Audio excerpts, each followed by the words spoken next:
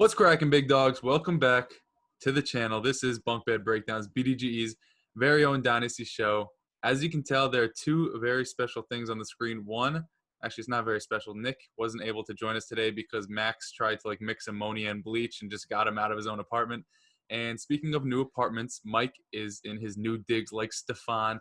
Man moved. He is living the good life. Mike, how you doing right now, man? Doing good, man. Weekend was a fucking grind. Took like 2 days to move because my girlfriend's moving her place and I was moving my place. But we basically I think we started moving from my place Saturday at like 8 a.m. Came over here, unpacked all her shit. Then as the movers were moving, we're unpacking my shit, got the setup going. So yeah, man, it's good. Now I got some fucking natural sunlight instead of my previous place where I was in the den in a hole somewhere. So this is all good. Yeah, I was It's telling all Mike. groovy.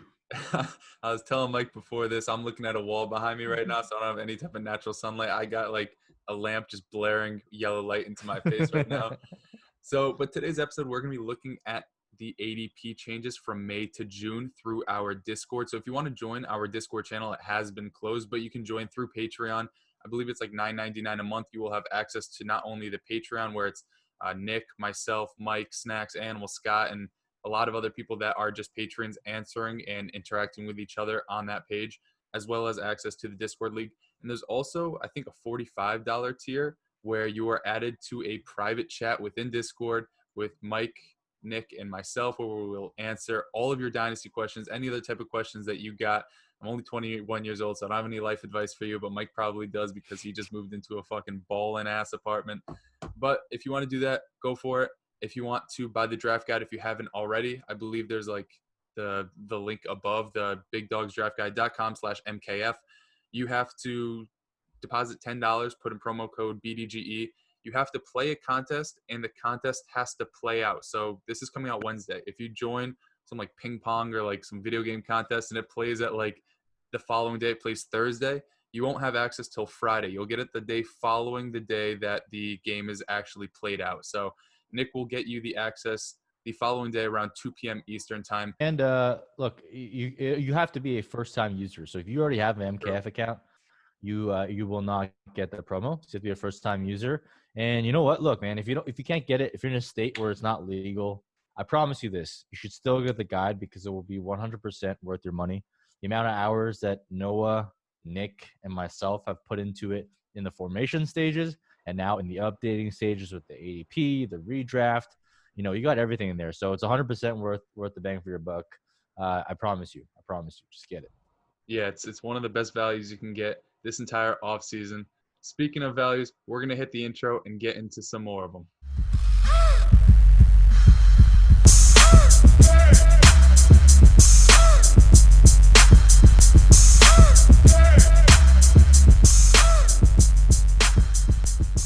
All right, so this month, today, we got the June ADP, and it's pretty exciting stuff. Noah and I put in a lot of time behind the scenes, just literally pulling league IDs, pulling sleeper APIs, and pulling drafts, and compiling it together and putting together some Excel wizardry so you can have it in a nice, sexy format on the site.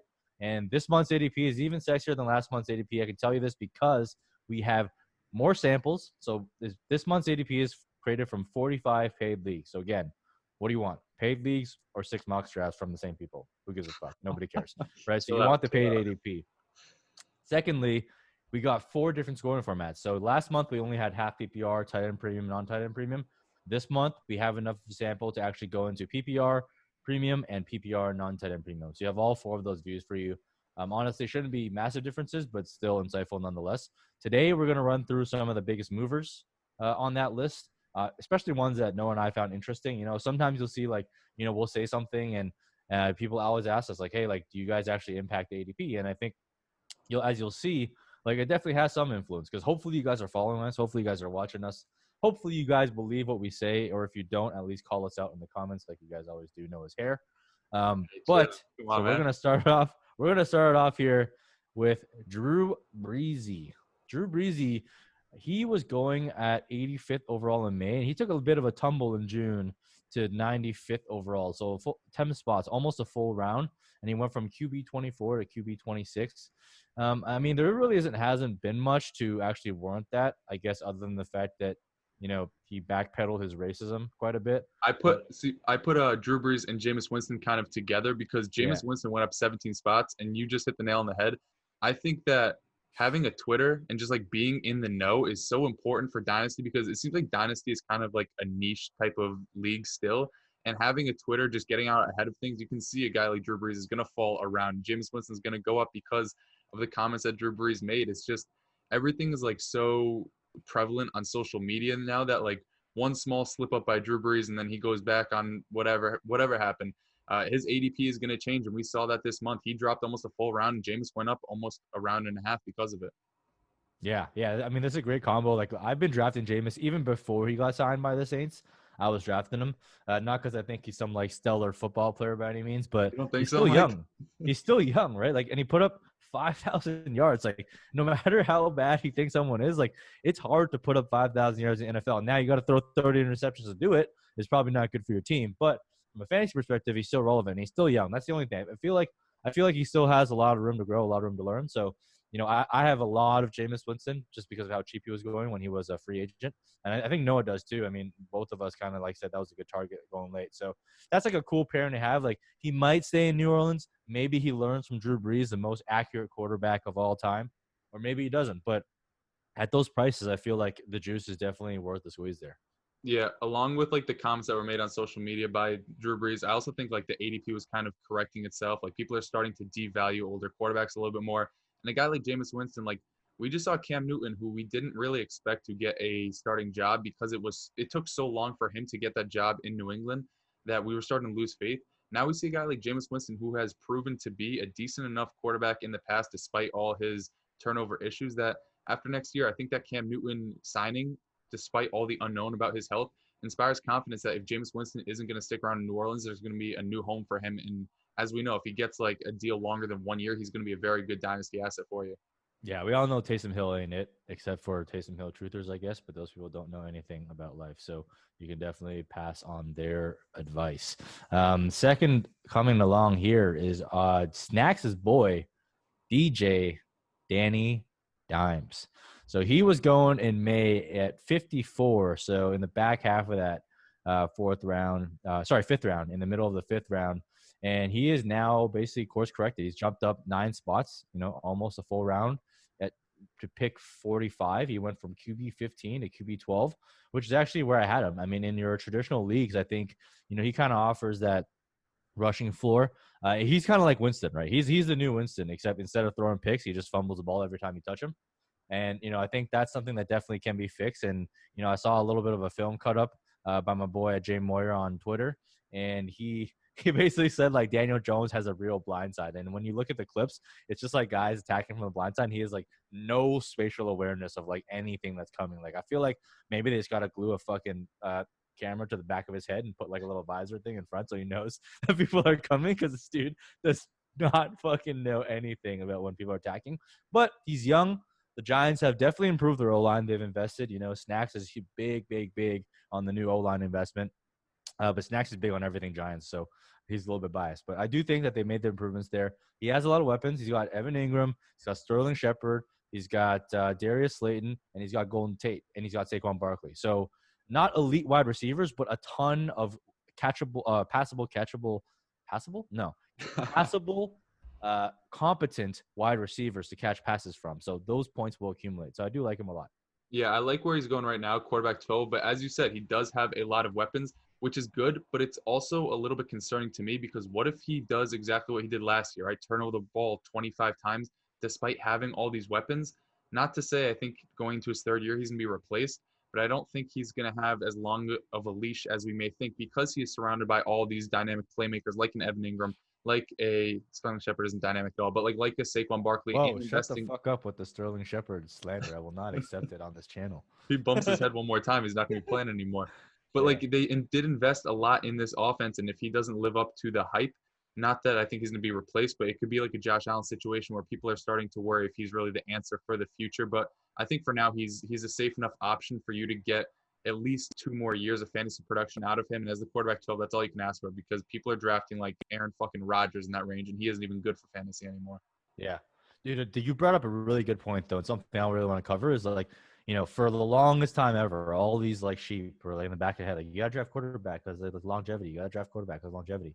I think the game is changing. Like these young quarterbacks are not going to have the same leash that the older guys have. Like there's talent coming in every single year, right? Today, this year we had Joe Burrow and Tua Tagovailoa and what's his name, Justin Herbert. Next year we're gonna have Justin Fields. We're gonna have Trevor Lawrence. Trey Lance is up and coming. The year after that we got Sam Howell, Keaton Slovis, like. And those are just the guys we know of, right? Like every year, people emerge on nowhere. You get like the Joe Burrows, the Baker Mayfields, the Kyler Murrays. So like I feel like as much as running back is replaceable, not to say quarterback is replaceable because it's still a really hard position to play, but like the years of like having a quarterback for like 10, 15 years and having that security, I think that's a freaking fugazi or fugazi, whatever you want to call it, because like I think that longevity argument between running back and quarterback is really going to go away. Like Daniel Jones, I agree with you. If he doesn't change up, like we saw with James Winston, right? We saw with Marcus Mariota. Like these are young guys, and we are at that point with like guys like Derek Carr, right? Andy Dalton lost his job. Like these are all Trubisky, guys too. that still had many years left of capable play, and their organization was like, fuck it, like we're going with someone younger because it's a younger model. So that's something to keep in the back of your mind as well. Sometimes it's like not always about age. You have to consider, is this guy actually doing well for his real life team? Because as you said, Daniel Jones and James Winston are really good for fantasy, but if they're not doing anything for their team in real life, they're not going to want to pay the guy the money that they want just because they're putting up numbers. They want to win games at the end of the day. And if they can't do that, then simply being young isn't always going to be the best option for your team. Yep, exactly. Moving on is a name that you guys should be familiar with. It's Latavius Murray. We talked about him in terms of one of the best values, and it's happy and it's heartwarming to myself to see him rise in the ADP. He jumped up 17 spots from 198 to 181, from RB 63, which is straight up disrespectful, to RB 56, which is still pretty disrespectful, but somewhat better than before. We talked about this before, so I won't want to cover it too much, but the upside is there. Like if Alvin Kamara goes down, especially with COVID going on, and you never know, people are going to be out. He steps into that lead role. He gets the goal line work. He gets a couple of targets here and there. And yeah, he's a Jag, but he's a Jag with one of the best O-line and highest scoring offenses in the league. So the upside is there for you to invest in Latavius Murray. I'm pretty tilted that someone sniped them from us in the BBB listener league. Yeah, there's really like in that range, 181 overall, there aren't many guys that even if things break right, you're gonna see them as a week winner or a league winner. If Alvin Kamara, God forbid, goes down in like week 12 and you have Latavius Murray stashed on your bench because he's not somebody you're gonna be able to pick up in dynasty leagues, he's legitimately going to win you your league because he plays in the fucking NFC South. They don't play defense. And when he was playing last year, this might be completely false, but I'm pretty sure he had a game with like 11 targets. I'm gonna look that up afterwards, but like you're looking it up now, he was doing extremely well. I know he played the Chicago Bears and they weren't allowing anything. And then he ran through their faces. And then the rest of the season, the Chicago Bears were kind of decimated because Latavius Murray, the backup running back there, just absolutely destroyed them when nobody thought he was anything more than a plotter that runs like a 4-3 Yeah. somehow. But, He had 12 targets against Arizona for 9 catches and 55 yards. Quintessential Jag numbers, but they will get you the goddamn points. when Drew Brees is throwing the ball, you're going to catch him for like 4 yards a pop, and that's all you need. I mean, that's right there. That's like 8 fantasy points. So you can take that to the Yeah. bank any day of the week as the RB 50 Yeah. picked off the board. I mean, he went back to back those weeks. So, in first against Chicago, the one you're talking about, 27 carries, 120 yards, 2 TDs, 6 targets, 5 catches, 31 yards. Next game, 21 carries, 100 yards, 1 TD, 12 targets, 9 catches, 55 yards, and another touchdown. So he is 100% locked in that workhorse role if Alvin Kamara goes down. And those are the upside guys you want to go for. If you do want to go 0 RB, even if you don't, literally just pick him up. He's freaking free. Do it. I traded for him in the Filet the Public League just to have him as like a potential upside guy if he hits. And if he hits, like Noah said, in week 12, if Alvin Kamara goes down, like God forbid he gets freaking COVID, and you're in the championship week and you slot in Latavius Murray and he's playing against some like Bumville run defense, he's going to win you the championship. Another thing I will say too is if you're building, you're planning to make a rebuilding team through the startup draft and you're around 14, 15, 16, and he's on the board and the Alvin Kamara owner doesn't have him, pick him up. Like you don't have to only draft guys that are 25 and younger, 23 and younger, whatever. Although he's 30 years old, in season, I'd bet that if anything happens to Alvin Kamara, you could trade him to the Alvin Kamara owner or anybody and win now for a whole hell of a lot more than whoever you would have picked around them. Like a Chase Guaranteed. Edmonds or a Nyheim Hines, for example. Like At that point in the season, if you want to invest into Chase Edmonds, you could trade Latavius Murray for Chase Edmonds and like a rookie third and get a lot more return on your investment than if you were just to go out and get a Chase Edmonds at that point in the draft. Easily, easily. And so the other running back I want to cover is Marlon Mack. He tumbled quite a bit. He tumbled as much as Latavius Murray rose. He fell 17 spots from 130 to 147. He fell from RB39 to RB43, which is actually pretty cheap and a price I'd be willing to invest in just because it is COVID. Like, we don't know what's going to happen. And that is one of the top O-lines, in my opinion, probably top three. I think Pro Football Focus had them as number one, but I have them in top three for my offensive line. And like, look, if Jonathan Taylor gets COVID, or like, in the beginning part of the season, as Jonathan Taylor is still trying to pick up the offense, he's going to give you some usable weeks. So I'm surprised that he fell even lower. But I think at these prices, if you're a contender, like, it might be worth, exploring that avenue to see if you can, kind of get some depth at the running back position early on in the season. I'll also say I believe he's a free agent after this year. If he's Yep. not, then this next take is going to be completely incorrect. But there are so many running backs coming off the books next season. We already see in San Francisco, Raheem Mostert wants to get paid more, which they're probably not going to do. Tevin Coleman kind of sucks. Jerick McKinnon's never been good. Like, what if he does land in a San Francisco at the age of 25 going into next season? Obviously, that's like a completely ideal situation, but there are so many different landing spots like Jacksonville, like maybe a Minnesota if Dalvin Cook doesn't go back, a Cincinnati with Joe Mixon. Like, there are just so many opportunities next year for a running back to take over a lead job that Marlon Mack has shown he's a decent enough running back to be able to command, a couple $1 million and win out the starting job. So I think as running back 43 off the board, that's a decent enough investment because he is still young. We think he can catch passes. I know Animal definitely hopes he can, or else he's going to be $100 poorer this season. But I think he's a decent enough running back that even if he doesn't do much for you this year, you're looking at an opportunity for him to return a whole bunch of value, at least in next offseason. Yep. Next up, I need to look in the camera for this because I still don't understand what the fuck is going on. Is our boy Allen Robinson, wide receiver, Chicago Bears. If you didn't know that, get the fuck out of here. But in May, he was going at 60th overall. In June, he only jumped up 8 spots at 52nd overall. In May, he was going as wide receiver 20, which is straight up fucking disrespect. And in June, it is still being disrespected at wide receiver 17. Look, I'm proud that you guys have made some moves, but you got to make more moves. This is a locked and loaded wide receiver one, arguably a top 10 dynasty wide receiver in his goddamn prime. You guys got to fucking move on this guy. Like, I have so much Allen Robinson across my portfolio that I don't know if I can get any more, but if I can, I'm going to continue to do it because you guys got to keep drafting him because I'm telling you, this is someone that you want on your team. I think Noah has him higher than OBJ.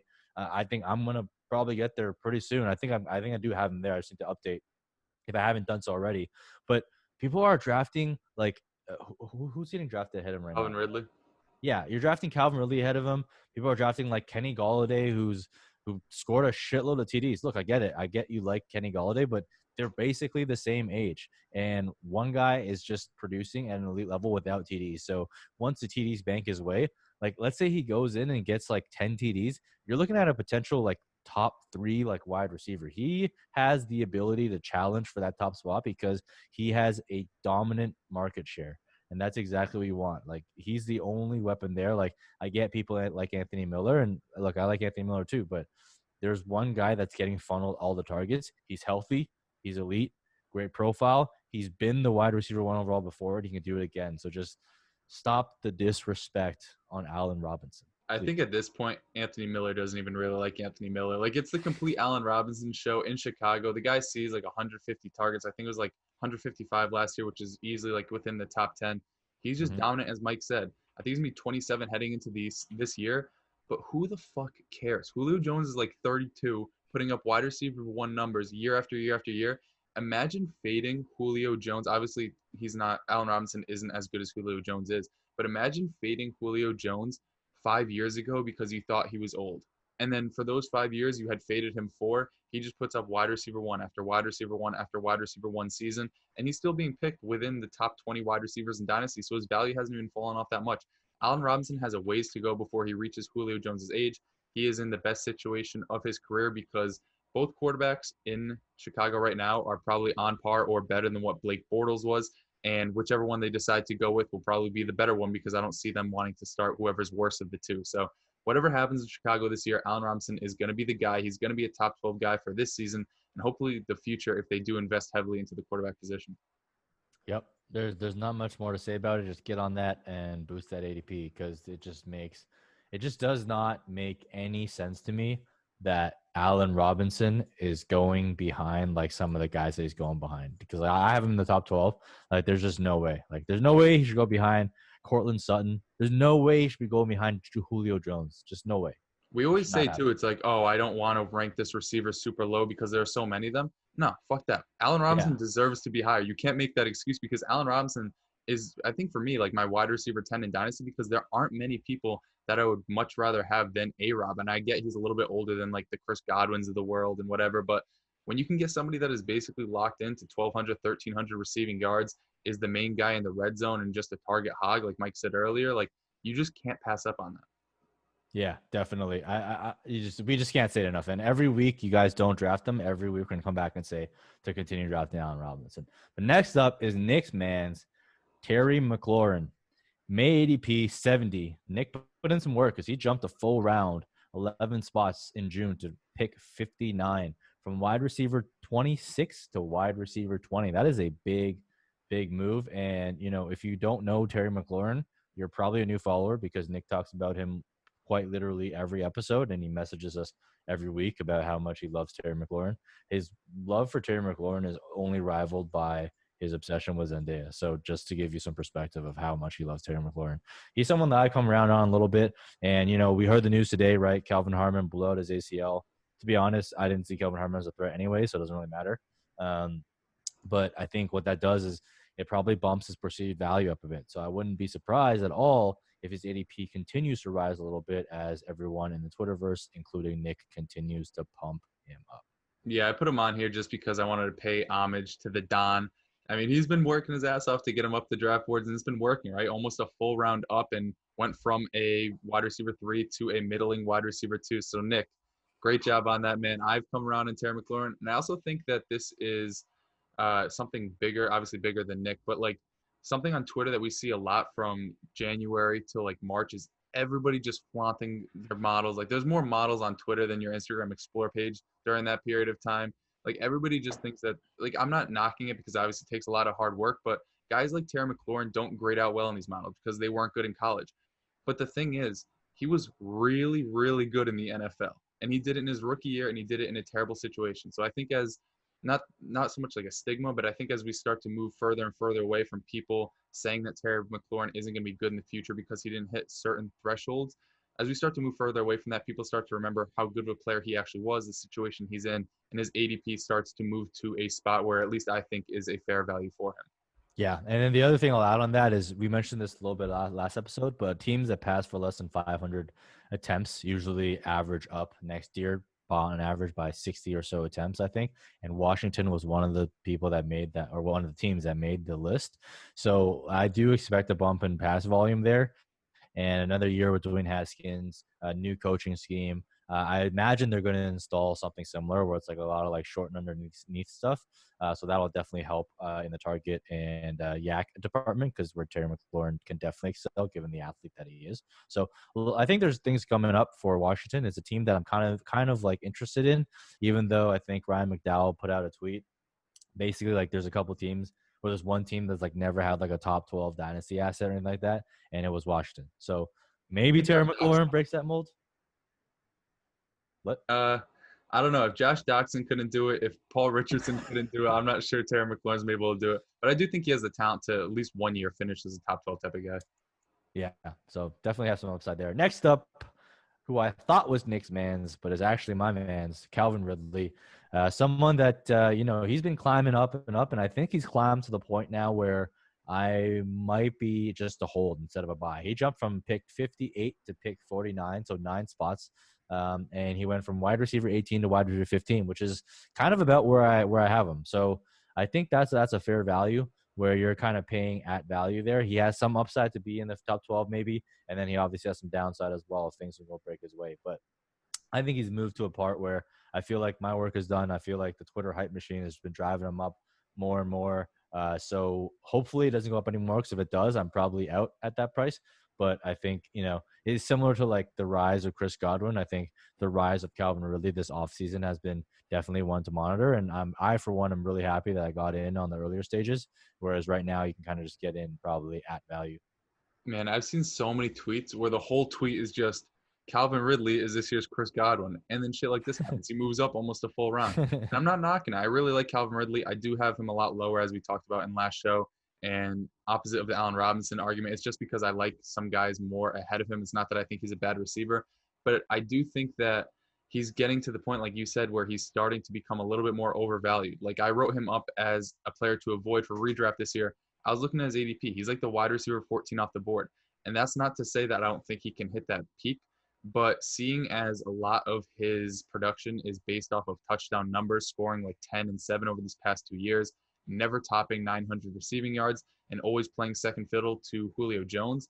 Like a guy like Chris Godwin last year, we could kind of expect him to have a breakout season because of the new offense there, whatever, and the fact that he checked basically every box. He was a big slot receiver. He had the athleticism. We saw it in college, and he started to grow throughout his career in the NFL. Calvin Ridley has gotten a little bit better from year 1 to year 2. His like per game numbers got a little bit better, but I don't know. I just think that this price for me at least is a little bit too rich for my blood. And there's the wide receiver class and the wide receiver group is way too deep for me to want to invest like an early 5th round pick on a guy who I think I can get similar production out of in like the 6th or 7th round, or just our favorite guy, Devontae Parker or Robert Woods in like the 8th. Yeah. Yeah, exactly. Definitely. He's creeping up to the price point where I'm kind of like maybe I'll take him if there's no one else. Next up, I think this is a good course correction. Like someone that I felt like was being ranked too high, and it's Cooper Kupp. He was going at pick 45, so basically in the 4th round, and now he's fallen a full round to the 5th at pick 56.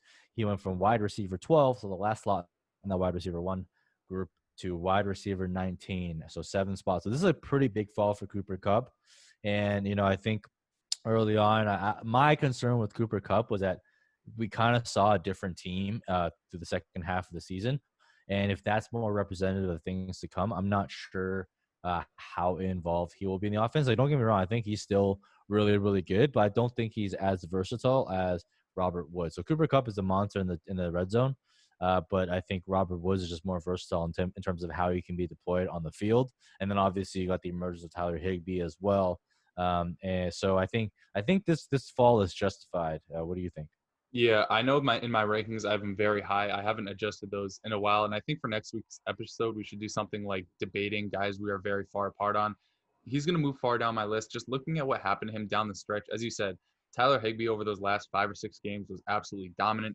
Same with Robert Woods. You look at Cooper Kupp's snap count over those last 5 games; it went from 72% to 28%, back to 92%, and then 61% the final 2 weeks. So if he was anything, it was inconsistent. He scored a touchdown on like basically every game somehow, but the targets just weren't there. What he was seeing in the beginning of the season was not at all what he was seeing at the end volume wise. So, and when you're investing in these guys at around this price range, like a middling to high end wide receiver too, you want somebody that's going to either give you extreme efficiency or extreme volume.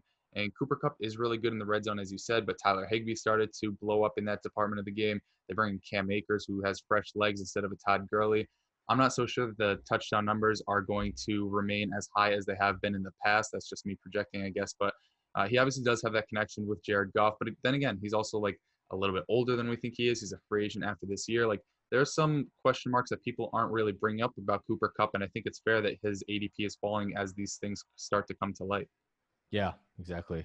Next up, Deebo Samuel. We're not going to spend too much time on him. We know why his ADP has fallen at least a little bit, is because of the injury.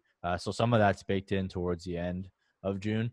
But also, I just think like people are becoming smarter, right? Like that offense is just not really primed to pass for a lot. And no matter what, like nobody's really going to overtake George Kittle as a top dog there. So Debo, someone where like I feel like he's pretty good. He's pretty versatile, especially for his run after the catch. But I just think like he was someone that was going a little bit too high for my taste, and now that he's going for in pick 74 from pick 63 in May, I think he's probably more in my price range. And if you're playing Dynasty, like yeah, he's hurt, but if you're playing the long game, like I feel like that's a minor hit to take. Yeah, it's a good buying opportunity if you're not planning to win this year. for some reason I thought his injury was like 4 to 6 weeks, and then I saw 10 to 12, and then I've seen like 14 to 16. So I don't know what the hell's going on with this guy. He's like a modern day Dennis Pitta. He just keeps getting hurt. I'm pretty sure he broke his leg in half in college in 1 year, and that's when Brian Edwards started to step forward. So I'm not sure if I'm going to call him injury prone because I get upset when people say that about Keenan Allen. But another interesting thing is I saw that Brandon Ayuk's ADP also fell this past month, which we'll talk about later with the rookie wide receivers. But to me, at least, like if you see Deebo Samuel go down and he's probably going to be put on the pup or something like that, you would expect the first round receiver that they just took to jump up a round or two, especially when his ADP was a little bit more suppressed. But his ADP dropped, and I think as we'll get to it later, that says a lot about how people are feeling about rookie wide receivers right now. Yep. Yep. Exactly. And one other big riser we're going to cover here in the wide receiver group is McCole Hardman. He This jumped fucking guy. almost 2 rounds. He went from pick 139 to pick 119, wide receiver 51 to wide receiver 43. So if you look at his positional ranking, you can say like, oh yeah, that like makes some sense. You know, I'd be willing to take a shot at that price. But I think just jumping 2 full rounds is like is a little bit too rich for my blood. And I get it. Like, you know, he was incredibly efficient. The guy's blazing speed. And you know what? Arguably, probably a good football player for, you know, from my perspective, like he definitely exceeded my expectations. But I think, you know, some of the hype is coming from the fact that like, oh, like, you know, he was a little bit of a roller coaster too, right? Because in the offseason, people thought Sammy Watkins was gone. People thought Demarcus Robinson was gone. Kansas City brought both of those players back. And then like when I get engaged with people on Twitter, like, hey, like, why do you guys like McCole Hardman? They're like, well, you know, Sammy might leave. You know, Demarcus Robinson might leave, and then you know, like Travis Kelce is like a free agent next year. I'm like, dude, like if you need 3 people to leave before you to become a relevant fantasy asset, like that is not the type of asset that I want to invest Yeah, we're going to keep this short because the narrative is basically based around what people do on Twitter about Mecole Hardman. But all I'll say is there's a reason why he only saw 41 targets in his rookie year. Like he was really good on those targets, but I don't see him ever being a Tyreek Hill, somebody who's going to see 100 plus targets just because Tyreek Hill is Tyreek Hill and Mecole Hardman is Mecole Hardman. That's just how I'll put it. We'll get it more into it in the narrative, which you'll see tomorrow on the Bunkbed Breakdown channel, exclusively on there. Just a quick plug. And I'll just leave it at that because we're going to start yelling when that happens. Yeah. Next up, my boy, N'Keal Harry. Not sure why he fell. He went from 93 to 109 overall, so drop of more than a round, from wide receiver 39 to wide receiver 44. It's really puzzling to me because, like, I mean, there hasn't really been any news on that front. I think it just probably speaks to what Noah said, is like people are just like overvaluing, you know, running backs in that range. So I feel like there's a lot of good wide receiver value here. I'm still copping the buy button. I think he's actually a pretty good fit for Cam. And Cam is a pretty good fit for New England in terms of just the way that he operates. Like Cam is really good in the short to intermediate, not so good on the deep balls. And N'Keal Harry is a run after the catch type guy. And Cam is not scared to throw into traffic. And that's what you're going to have to do with Harry because he's not an elite separator. He wins in the same way that like Des Bryant wins, through his athleticism and being able to win in contested catch situations. Like he's not he's not an elite route runner. You're not going to see like videos of him like shirtless videos with the helmet on, just like breaking ankles. That's really not his game. But I do think that Cam coming in does help him. So it's really puzzling for me to see the drop. So I'm definitely willing to buy on this. Did you see the video of him working out with Cam Newton? Yeah. Dude was slow as hell, but I mean, he's probably not trying as hard as out there. I think that when we do this again next month, we'll see N'Keal Harry jump probably like, I don't think it's bold to say like 30 overall spots and like 10 within his position just because the Cam Newton news was fairly recent. And by the time he was signed, most drafts in June were past the point where N'Keal Harry was already picked. So I do think it'll correct itself. But even if Cam Newton hadn't been signed there, I still think that wide receiver 44 off the board with a guy like Jarrett Stidham, sure, when you think of a guy that's 6'2", 230, you think he's going to be a jump ball deep type of guy. And he does have that in his bag. But what he was really good at Arizona State was just running after the catch. And if you want to build an offense around a young quarterback like Stidham, you want to make it as easy as possible for him. So maybe N'Keal Harry was going to be that guy that they were going to use in an extremely versatile role. Although they had a guy like Julian Edelman at and around the line of scrimmage, maybe N'Keal Harry would step into that role as well. And I think he's just way too much of a talent for him to, like, I don't want to say he's not going to flop, but I think he brings so much to the table that it's going to be hard for him to not find a role in the Patriots offense. Yep. And next, we're just going to grab everyone into one bucket, and it's the top tier rookie wide receivers. So the biggest followers are Jalen Reagor, fell 13 spots. Justin Jefferson fell 7 spots. Henry Ruggs fell 7. And then CeeDee Lamb and Jerry Jeudy basically stay the same, but also fell a couple of spots themselves. And I think this is just like a trend where you see like this is where rookie fever is like really dying down, because people are realizing like, hey, like I don't know if I want to invest really high capital on a rookie wide receiver who probably doesn't really contribute to my team right out the gate.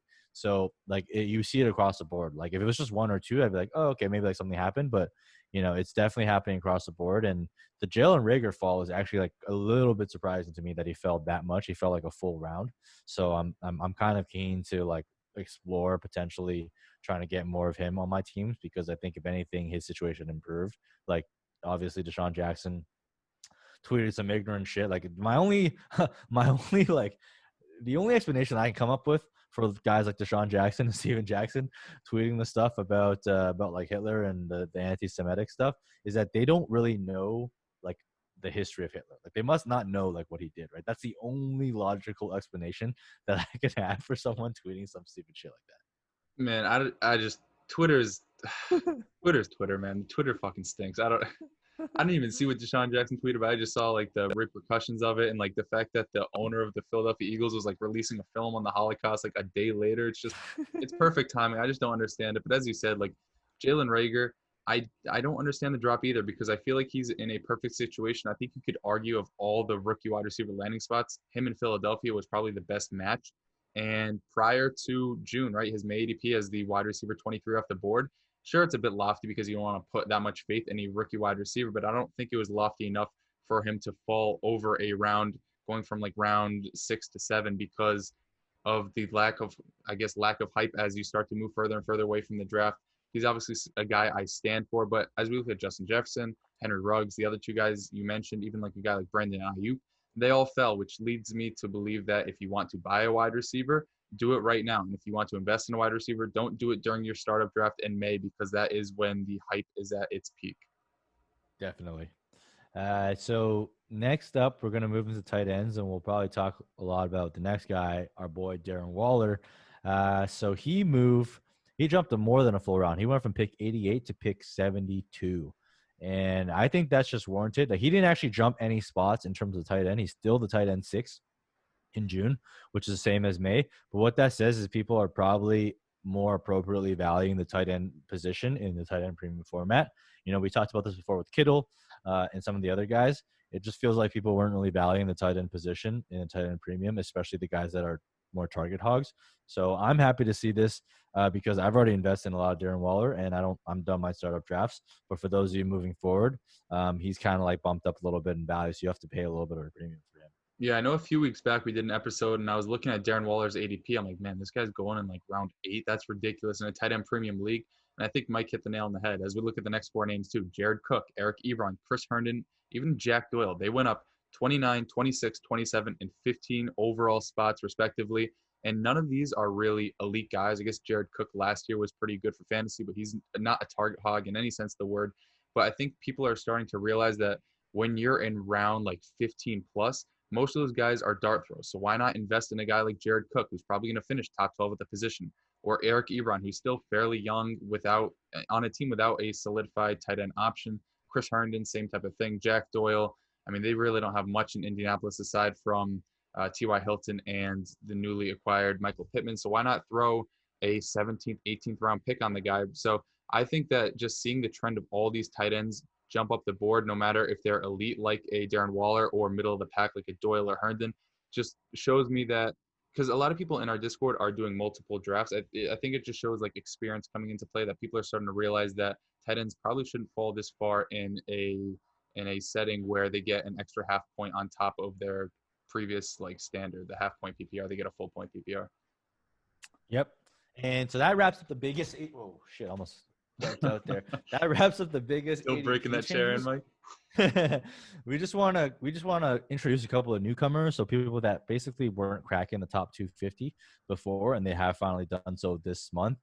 First up is Steven Sims. So that's an interesting name because everyone on Twitter is talking about him, and all people are pulling up the receipts from like 3 months ago. Like, see, I said Steven Sims was really good. Are you guys drafted him yet? Like, look, I get it. Steven Sims is interesting. Like I said, the Washington offense is interesting, but I don't think the news of Calvin Harmon or anything like that really changes it. Because like if you like Steven Sims before, you should still like him now. If you didn't like him before, you probably still should not like him now. But I think it's interesting that he's making an appearance. I have him on a couple teams. He's a nice little dart throw. He's got a breakout age, but he's really tiny. Kind of that slot type receiver. So we'll see how he kind of progresses going in the season. But he still has to compete with Antonio Gandy-Golden, who's a much bigger body receiver.